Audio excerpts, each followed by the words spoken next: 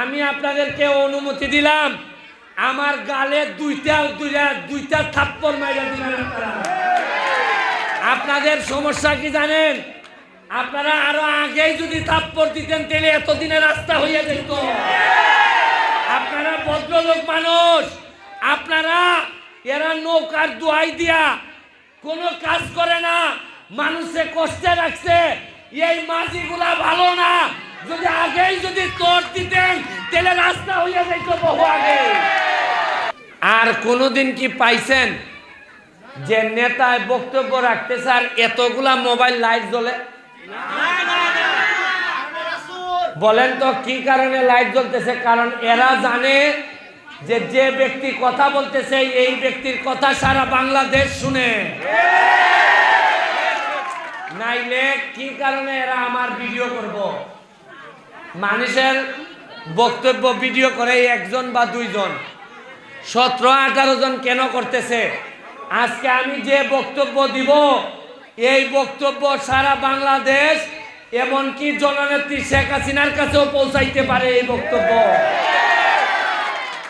শুনেন দিদি,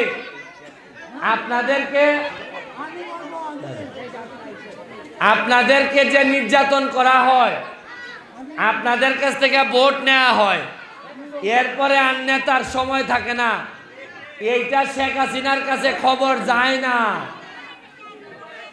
জননেত্রী শেখ হাসিনা টাকা পাঠায় আপনাদের উন্নয়নের জন্য, আর মধ্যপথে এরা এই খাইয়া ফেলে সব খাইয়া ফেলে।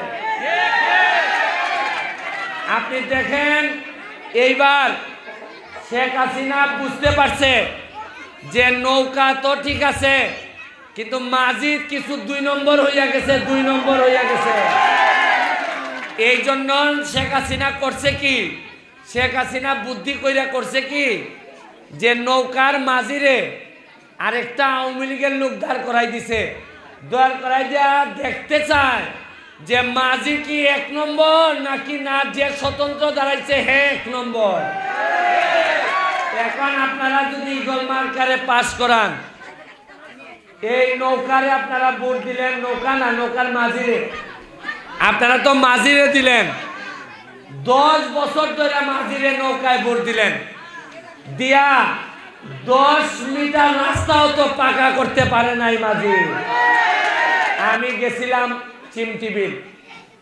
চিমটিবিলে সব মহিলার সামনে, আমার একটা কোটি ছিল, কোটি খুললা দিয়েছি, দেয়া বলছি যদি তোমরা আমার 8 তারিখে এমপি বানাও তাইলে এই যে আমার কোটিটা দিয়া গেলাম, এই কোটিটা নিয়ে আমার বাসায় গিয়া বলবা যে তুমি বলছিলা এই কোটি, এই কাপড়টা তুমি বলছিলা যে এটা নিয়ে যাইতে, আমারে মনে করাই দিতে।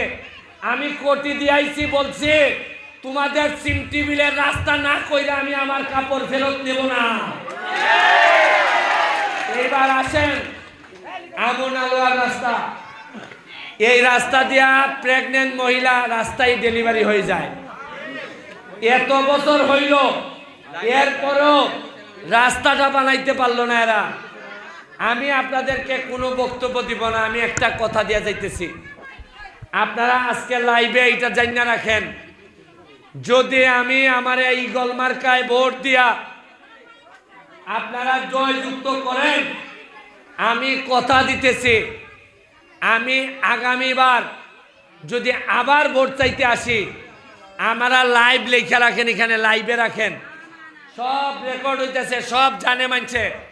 আমি কথা দিয়া যাইতেছি, যদি এইবার আমারে নির্বাচিত করেন, আগামীবার ভোটের আগে পাকা রাস্তা না হইলে আমি জীবনে ভোট চাইতে আসবো না।